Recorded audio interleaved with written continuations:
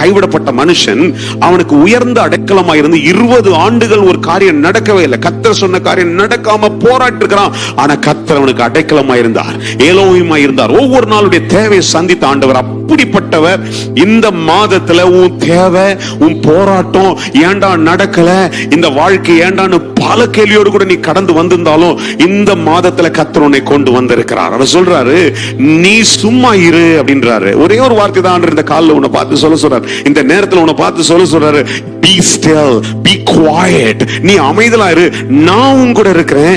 உனக்கு என்ன செய்யணுமோ எப்ப செய்யணுமோ அதை நான் செய்து முடிப்பேன். நீ கலங்காத, கவலைப்படாத.